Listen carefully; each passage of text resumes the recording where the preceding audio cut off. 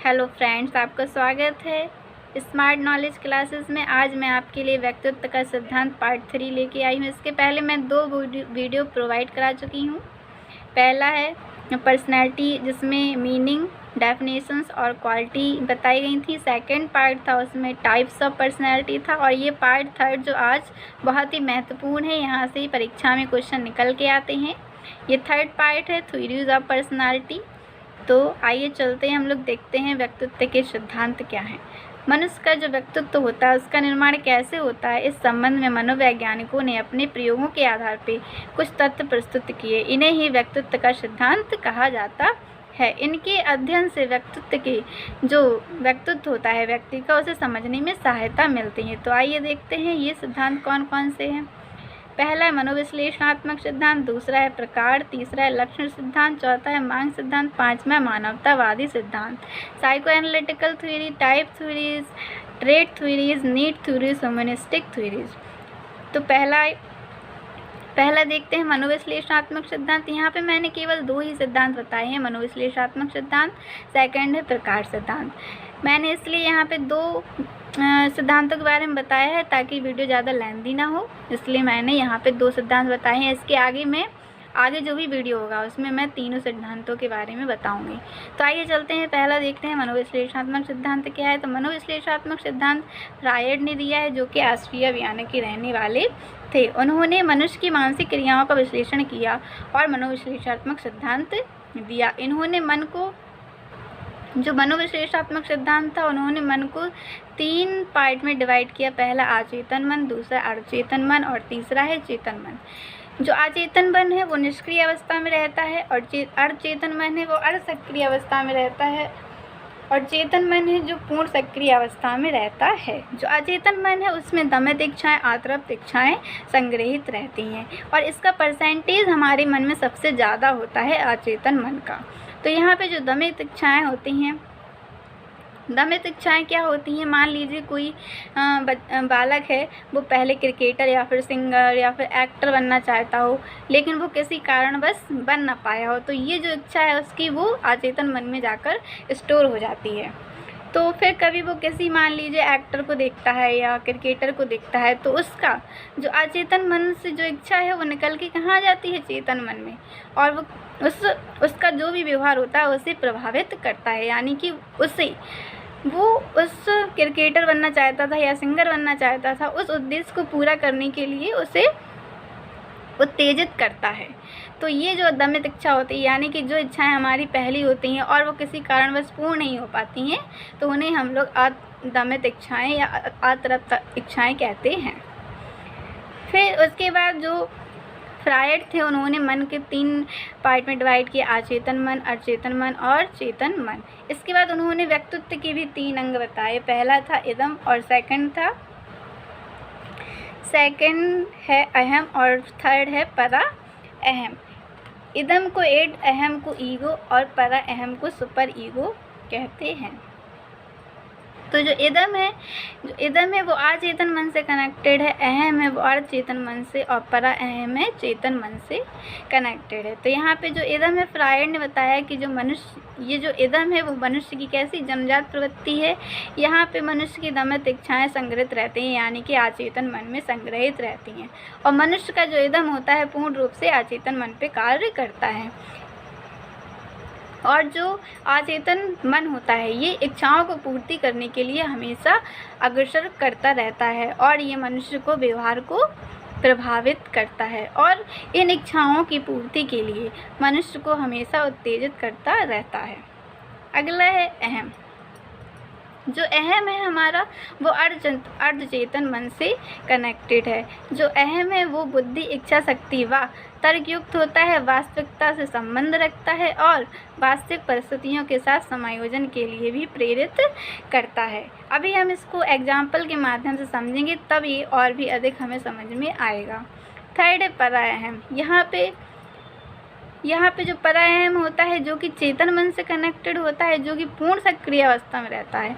ये सामाजिक मान्यताओं को अधिक मानता है, सांस्कृतिक संस्कारों को मानता है और आदर्शों से संबंधित होता है और व्यक्ति को आदर्शों को पालन करने के लिए प्रेरित करता है, समाज सेवा और राष्ट्र हित के कार्यों के लिए भी अग्रसर करता है। तो आइए चलते हैं, हम इससे एग्जाम्पल समझ लेते हैं तो और भी ये अच्छे समझ में आ जाएगा।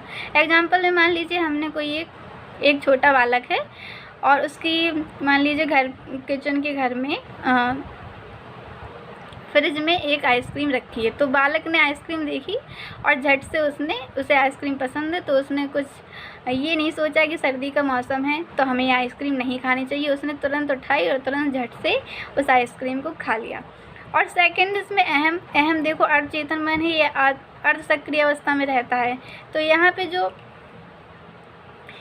अहम है, तो यहाँ पे मान लेते हैं कि कोई एक बालक है, वो किशोरावस्था में या फिर यहाँ पे जो हमने छोटा बालक लिया है उससे बड़ी अवस्था में यहाँ पे बालक एग्जाम्पल के थ्रू हमने लिया है। तो यहाँ पे मान लीजिए कि उस बालक ने देखा कि फ्रिज में कोई आइसक्रीम रखी है, तो उसने क्या अपनी इच्छा शक्ति और तर्क, जो भी उसकी बुद्धि है, विवेक है, उसका यूज़ किया और उसने सोचा कि ये जो हमें आइसक्रीम जो मिली है या उसने देखी है तो ये सर्दी का मौसम है, इसलिए हमें ये आइसक्रीम नहीं खानी चाहिए। तो फिर उसने क्या किया, आइसक्रीम रख दी और वो अपना चला गया किसी काम से। फिर वो लेकिन अब वो बालक उसी आइसक्रीम के बारे में सोचता रहेगा, तो फिर उसने सोचा कि चलो खा लेते हैं, देखा जाएगा, होगी सर्दी तो हो जाएगी, नहीं तो खा तो लेते ही, क्योंकि उसे वो जो आइसक्रीम है वो उसे बेहद पसंद है। तो यहाँ पे क्या, उसने अपनी इच्छा शक्ति का प्रयोग किया, तर्क का प्रयोग किया कि हमें सर्दी के मौसम में आइसक्रीम नहीं खानी चाहिए। लेकिन यहाँ पे जो बालक था उसने क्या कुछ भी सोचा समझा नहीं, उसने अपनी इच्छा को तुरंत पूर्ण किया। तो इच्छाओं की पूर्ति के लिए जो इदम होता है ये हमें अग्रसर करता है, जबकि यहाँ पे हम अपनी तर्क शक्ति का प्रयोग करते हैं और वास्तविक परिस्थितियों के साथ समायोजन करते हैं। तो अहम होता है हमें वास्तविक परिस्थितियों के साथ समायोजन करने के लिए प्रेरित करता है। अब पराअहम में मान लीजिए और बड़ी अवस्था का हम लोग मान लीजिए व्यक्ति ले लेते हैं।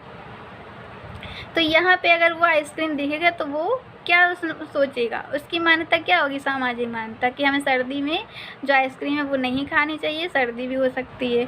तो ये जो होता है पराअहम, ये सामाजिक मान्यताओं को मानता है और आदर्शों का पालन करता है। तो ये हमने एक छोटा सा एग्जाम्पल लिया था इन तीनों के बीच में संबंध बताने के लिए।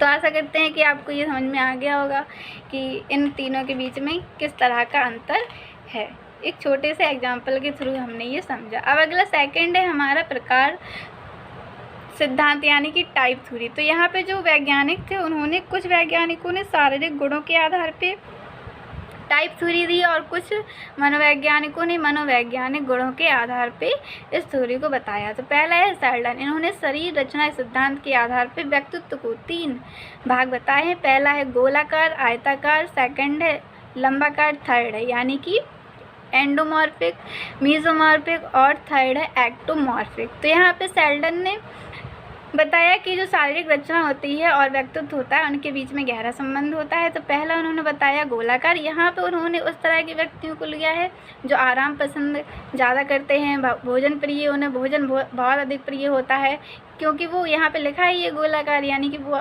बहुत अधिक खाते पीते हैं या फिर उन्हें खाना बहुत अधिक पसंद है। फिर वो सहनशील होते हैं और सामाजिक भी होते हैं। सेकंड है आयताकार, यहाँ पे उन व्यक्तियों को लिया गया जो जोशीले स्वभाव के होते हैं, रोमांच प्रिय होते हैं, उद्देश्य केंद्रित होते हैं और प्रभुत्ववादी होते हैं। थर्ड है लंबाकार, यहाँ पे सेल्डन ने एकांत प्रिय, शांति प्रिय, अल्प निद्रा वाले व्यक्ति लिए हैं और उनके सामने यदि परेशानी आ जाती है तो वो अंदर ही अंदर परेशान होते रहते हैं और किसी को अपनी परेशानी नहीं बताते हैं। तो यहाँ पे लंबाकार, आयताकार और गोलाकार 3 तरह के सेल्डन ने लिए हैं। इसके बाद मनोवैज्ञानिक गुण के सिद्धांत जुंग ने बताए हैं। पहला बहुमुखी और दूसरा अंतर्मुखी। इसके पहले मैंने सामाजिक अंतर क्रिया के स्वरूप के आधार पर वर्गीकरण जो था वो जुंग ने दिया था, वो जुंग ने 3 टाइप के बताए हैं। यहाँ पे मनोवैज्ञानिक गुण सिद्धांत है वो यहाँ पे 2 टाइप के एक्सट्रोवर्ट और इंट्रोवर्ट लिया है। पहला है बहुमुखी यानी कि इसके अंतर्गत जुंग ने उन व्यक्तियों को रखा है जो ज़्यादा मिलना जुलना पसंद करते हैं, सामाजिक होते हैं और आदर्शवादी कम, यथार्थवादी अधिक होते हैं। यानी कि यहाँ पे जो भी व्यक्ति होते हैं वो आदर्शों को कम मानते हैं और प्रैक्टिकल ज़्यादा होते हैं, आशावादी होते हैं, प्रसन्न रहने वाले होते हैं।